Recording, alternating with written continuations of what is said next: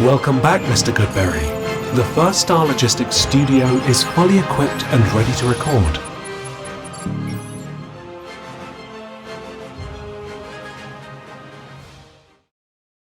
Welcome back to Bengals on the Brain, episode 152, presented by First Star Logistics. I'm your host, Joe Goodberry. The NFL Scouting Combine has concluded.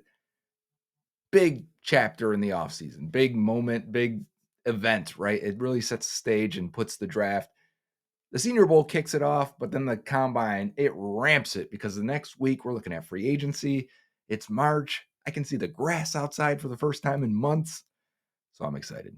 But what this means is, and I realized that I haven't done a mock draft yet on Bengals on the Brain, which is actually pretty late for me. I usually do one around Senior Bowl time, and it's really uninformed at that moment because I'm just learning who these players are in January. And we were ahead of the game this year because we didn't expect the Bengals to make the playoffs despite having a chance going into week 17 and 18. So I was already looking at draft prospects in December, early January, which has been different than what we've had in 2021, 2022. I guess that's 22 and 23 actually, because January. But I haven't done a mock yet. I've done one mock the entire time this offseason. That was posted on Twitter, on X for subscribers probably 3 weeks ago, 4 weeks ago. And I had him taking Walter Nolan in the first round, the defensive tackle out of Ole Miss. The Bengals met with him. He didn't test this weekend, so status quo there. We'll figure it out as the pro day comes and goes and sees it.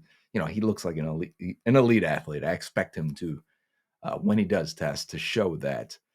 But some guys did test, and a lot of guys tested. A lot of guys looked really good this weekend, and I want to do a mock draft. And not just a mock draft, not just using a simulator on PFF or whatever website you want to use.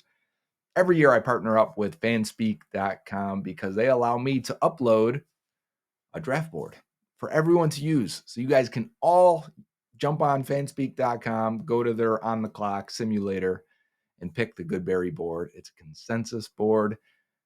Neil Engelberger helps me with that every year, taking in all of the internet's rankings, compiling it into one ranking and spitting it out. And then I take that and I edit it a little bit. And I'll explain that when we get to the video because I've already recorded that mock draft. But takeaways first before we get there. The amount of good prospects available at 17 gets me really excited. I start off pretty negative about every draft class. And I've talked about this before. I start this way with prospects when I'm watching them. But once I get to the combine and you see how many players test well, we've got production scores for everyone. You guys saw the spreadsheet on the last episode of Bengals on the Brain, but you start to see them. You start to see how many. We've got 30-something guys with 79 plus grades, which are first round picks, worthy of a first rounder. And you go, all right, we're in good shape. There's a lot of prospects to like in this class. And this year is a little bit weird because there's only a few elite guys, but then you like the next 20 or so up to about 25. You're like, this is strong. This is really good. How many of them are going to be available at 17? Well, at least 5, right? And then you get there. And as you see, I'm going to hit this button in a second here and stop teasing you. There are a ton of good prospects available at 17. And the Bengals are going to get one. Hopefully, right? Yeah, that's the good part about picking high enough is that you're not left with Dax Hill, Miles Murphy. While those were fine prospects in different ways. But you don't want to be left at the end and, the 25 guys we really liked are gone and we're picking 28th or 30th or 31st. It's not ideal. In this case, just like last year picking Mims, there's going to be somebody that's good. Kind of hard to mess it up when you do it that way, as long as you don't go off script. And we are not going to. We're going to stay close to the best player available, and we're going to do our first mock draft of the year. So you go to fanspeak.com, you click on their simulator button at the top, and then go to on the clock draft simulator. That's what the program is called. It's what I've partnered with them for a long time. You pick 7 rounds. If you want 7 rounds, you pick your team, pick the rounds, and then you go Joe Goodberry, Bengals big board. Although it's a consensus board that I've adjusted that I think, maybe the consensus is a little low or too high. So that's how that will go. We'll go, let Steve pick the team needs for the computer teams. We'll do the official order. classic difficulty. We will go classic speed and have them use random boards so that it's no, actually, let's do the consensus draft. Let's start with that. So we'll use the same boards as mine, and we're going to click let's draft, and we'll go from there. Obviously, we have the 17th pick. Cam Ward goes first. Travis Hunter goes second to the Browns. Abdul Carter to the Giants. Mason Graham, Tet McMillan, Will Campbell. Membo goes seventh to the Jets. Man, Jets going back-to-back offensive line in the top 10 the last couple years. Jalen Walker to the Panthers. Tyler Warren to the Saints. I could see that happening. Tyler Booker. So offensive linemen are going high. Josh Simmons follows to the 49ers at 11. Ashton Genty to the Cowboys at 12. Nick Scorton. So we've got our first surprise probably pick there. But you know what? There's some people that are big Scorton fans. Will Johnson goes 14th to the Colts. Shamar Stewart off the board. And then Michael Williams. Bit of an edge run here with Scorton, Shamar Stewart, and Michael Williams. What does that leave for us? Look to the right now. We got Kelvin Banks Jr. as the top guy, 10th on the board, followed by Walter Nolan at 13. Colston Loveland at 14. Mike Green at 15. Shedeur is still there. What has happened the last few months to Shedeur Sanders? Not a big fan out there in the draft world, I guess. And then James Pierce at 17. We should be aware of also Luther Burden and Kenneth Grant and Malachi Starks. I'm going to be honest with you guys. This is a fantastic scenario at 17 with the Bengals. You have your pick of maybe the second best defensive tackle. In my mind, the second and third best defensive ends. The best safety in the class. The two best safeties are here. So whether you're going to argue that or not, maybe the second best tight end, and then one of the best offensive linemen available as well.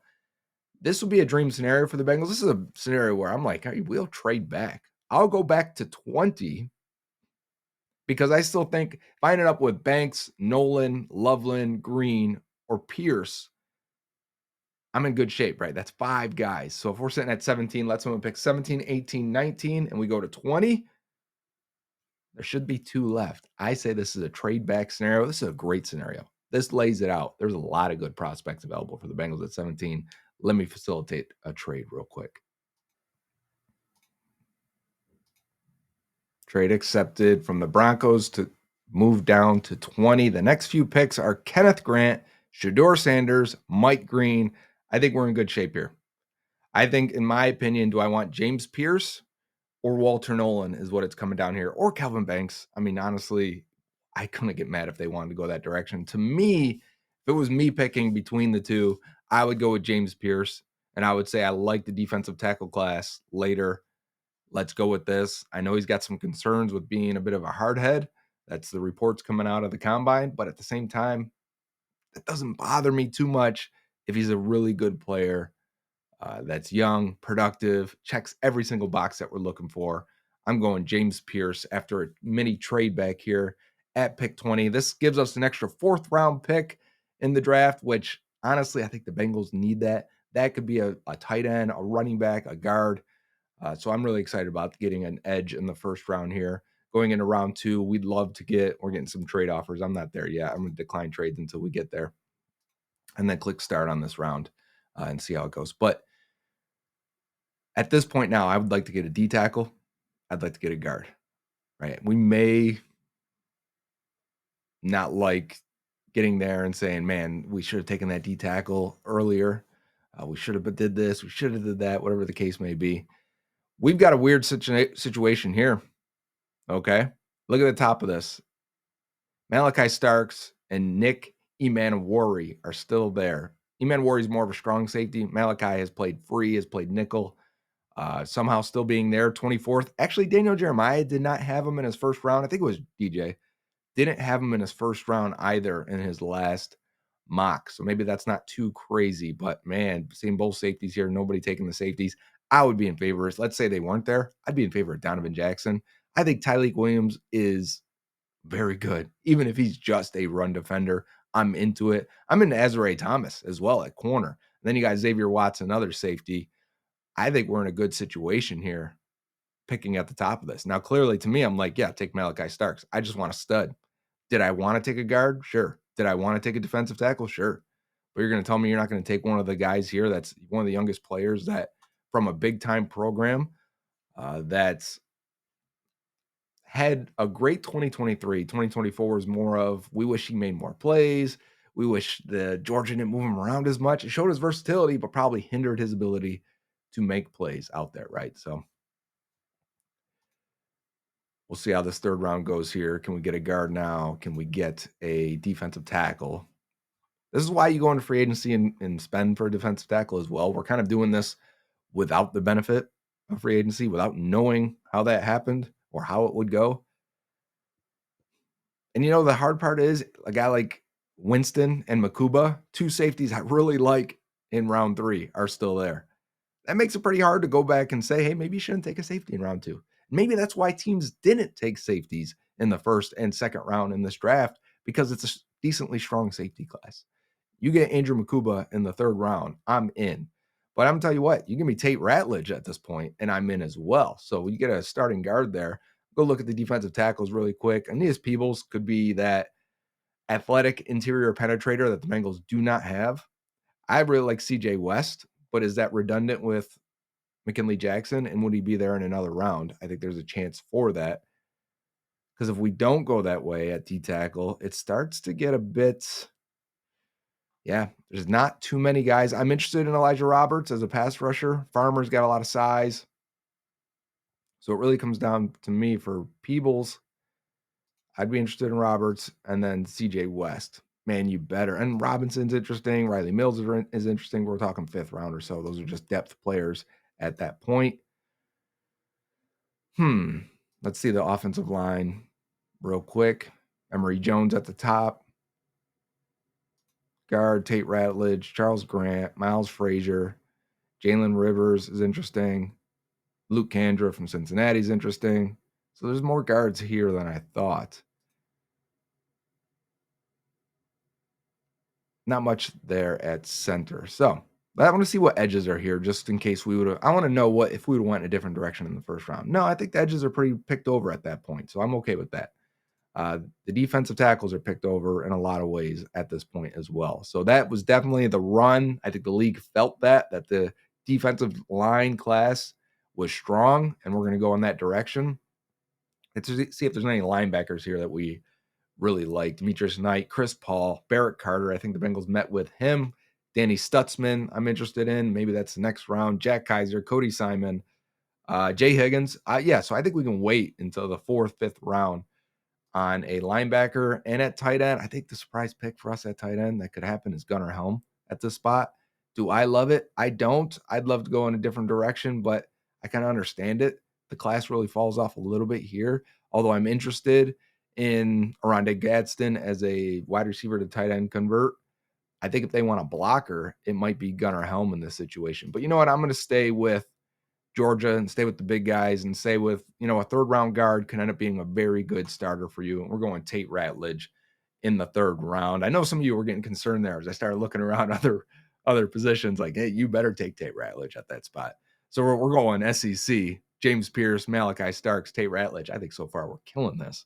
And we would definitely accept this on draft day. A few of our favorites going off the board on the left-hand side if you're watching it as I'm talking. Into the 4th round where we have 2 picks. I want to be aware of tight end. I want to be aware of running back as well. Andrew Makuba still there. Already, it's gone. Thank you. I didn't want to be kicking myself in the butt forever. Can we get a good defensive tackle at this spot? Man, they are running off the board. The D tackles are running off the board. Elijah Roberts still there, though. I would take as an upfield penetrator. Let's go through the list. Running back. Jordan James, Oregon. I think he'd be a good fit. Ollie Gordon, Trevor Etienne, Bashul Tutton. Yep, Bengals met with, I don't know how to pronounce this guy's last name from Rutgers. So that'll be an interesting one there. Wide receiver. Don't need to go there just yet. Tight end. It really fell off, huh? Yeah, we may be hoping for Gadsden and going from that spot and looking at defensive tackle. You know what? To me, I take CJ West here and I take a guy with size and athleticism. We're talking 4th round linebackers. Still a ton of linebackers there. I think we can wait until the next pick. I say we go CJ West here. Elijah Roberts offers more pass rush, and we kind of need that. But also at the same time, give me somebody that can kick some butt, that's got some power to him and some athleticism. And we're back on the clock from that trade back in the first round. You could double dip at D tackle if you wanted to in this spot. Let me look at corner real fast. Anyone jumping out to me?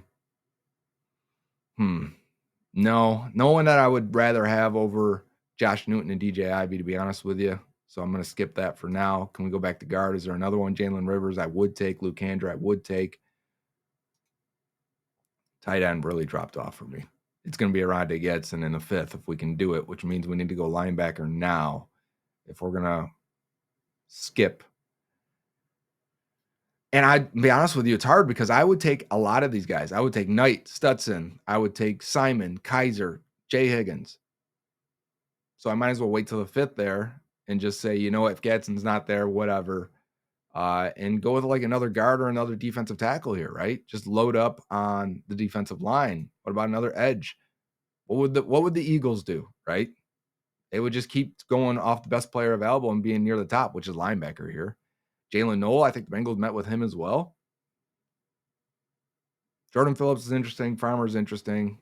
Elijah Roberts is near the top. We should stay near the top then and go double dip on the D-line. And I took a run defender last time. Let me take a guy that can potentially rush the passer and Elijah Roberts from the inside. So I don't mind that. Going back-to-back defensive line in the 4th round, trying to get as many waves as possible on that defensive line to come at you. We're looking for a linebacker next if we can. We've gone guard on the offensive line. We need a tight end and a running back still. So let's finish off this 5th and 6th round, just 2 picks. This is when I'd like to trade back again, get a 7th rounder, try and grab one of these running backs. Running back run is going in front of my face right now. So maybe I'm not as excited about them. Rondé Gadsden's still here. Linebacker. Cody Simon, Jack Kaiser, Jay Higgins. I would take any one of those. Kobe King, I would even take. Shamar James, I like the way he looked and ran around. You know, I'm just going to it's tough. I want to say Jack Kaiser, right? And give him his linebacker. Give Al Golden his guy from Notre Dame. And I don't expect Gadsden to be there next round. So I'll keep an eye on the tight ends. And if he's still there, he's still there. I'd like to get a guy. He's gone now. So it is what it is. From at this point now going forward, I'd like to look at the running backs. I'd like to look at another interior offensive lineman if someone's there. Logan Brown, maybe from Kansas. Let's go to the next round here. Like to take another edge. I wouldn't be against taking another linebacker if there's still guys there that we like. Corner. Do we want to take a kicker or a punter? I don't think we do. I'll take Jadon Blue out of Texas for sure. Add more speed to the running back position. I'll take Marcus Yarns because he can receive like crazy. Man, give me more speed. Let's have fast running backs. We didn't get a tight end. It's going to be the biggest thing in this. Better if I could go back in time and just say to your previous self in free agency, I'd be like, man, get a tight end in free agency. Plus Gesicki, right? I would still want another tight end. A lot of talk about 12 personnel for the Bengals. Get a starting guard in free agency. Tate Ratledge in the 3rd round's good, but he doesn't solve your issues completely. So let's see how the final draft comes out. Tell me how it goes. Tell me how you feel about it. Where are we? On the left side here. Starting it with a trade back and going James Pierce, Malachi Stark, steal of the draft there. Tate Ratledge in the 3rd round. CJ West in the 4th. Elijah Roberts in the 4th with that extra pick. Doubling up on the D-line. Jack Kaiser getting Al Golden, probably if you pick the most mocked spot for Jack Kaiser, it's going to be the Bengals. Jadon Blue, fast. He said he's going to break the record, the 40-yard dash record. I'm recording this before he runs, so you tell me if he does or not. I don't want to give that away, but dude is fast on tape, crazy fast. Pair him with Chase Brown, and I would probably go back in time and say, probably should get a veteran running back, even if that's Khalil Herbert or someone cheap, right? A guy who has played in the league, and go that route. But let me know how I did. What do you think of this mock here with the trade back, getting the extra pick? How would you grade this if this came out this way? Man, it'd be a nice boost of talent to that defense, especially in the front. 2 defensive linemen, a safety, an edge rusher, and a linebacker, plus getting a guard and a running back. I really like this draft. Let me know how you think I did on it. And I tweeted out this link on Twitter to go find and get to directly to the FanSpeak mock. So if you want to do your own, you can post it in the comments here on YouTube on the First Star Media page. I will read them. I may even comment on them, maybe even grade them. So copy it or retype it down there and give it to me that way. Or you can send it to me on Twitter at Joe Goodberry. Many people already have, as this was released on Friday, the 28th, the last day of February. We are in March already, and it feels good. This winter was rough. If you haven't been able to tell, it's been cold. We've got a lot of snow every day. It's not normal. But free agency is right around the corner. This draft plus free agency, man, this would be a year. I'm a big proponent for having the draft before free agency, but the way this free agent class is shaping up with these tier 1 guys all going back to their teams or getting tagged or getting extended, there's not much out there. You're going to have to be really creative in free agency this year, and it's going to affect how you draft. The Bengals need a lot. It's tough to do a mock before you really know what gets filled when you have so many needs. If you're asking me, and I made this case on Friday's episode, Bengals could take anything in the first round, and it would make sense. Luckily for us in this mock, defensive tackle DN was still there, right? A top lineman was still there, O-line. The top tight end, or one of them, was still there, depending on how you rank them. A top safety was still there. It was a very fortunate mock at 17, and we'll see how that goes, and we'll look at different scenarios. We'll do a few more mocks throughout now and late April when the draft comes. We've got time here, probably one every few weeks we'll do as the rankings update. Use that board. I will update that probably every week to 2 weeks, depending on how much movement I perceive to be happening and how much we're catching up. We're late. Whenever you hear stock happening in media talk before the draft and the months leading up to the draft, that means we're just hearing what the teams are thinking later than what the teams have already had these evaluations. They're like, oh, this stock's really moving up. He's always been that way, unless he's blowing up the combine, his pro day, or stock goes down because the guy got hurt or something happened that way in a negative light. Maybe it's character. All of that, not all of it, but a lot of it will be revealed in the coming months. I'm excited. Let me know how I did on this mock draft. Would you be happy with that? And what would they have to do in free agency? If you don't do your mock, you're on your own. I'm going to read those comments. But if you don't do one, how was this? And what would they have to do in free agency for this mock to be great, for this team to be set up in 2025? This has been Bengals on the Brain. Until next time, who dey? Hey, Dave Lapham here. While games are over for the season, there's no off-season for the First Star Media Group or First Star Logistics. Join me in the trenches and Joe Goodberry of Bengals on the Brain here on the First Star Media Group YouTube channel. First Star Logistics gave away great prizes during the season, which will continue with exclusive content and special giveaways during the off-season. So please subscribe to the channel and hit the like button to help us continue to grow the channel.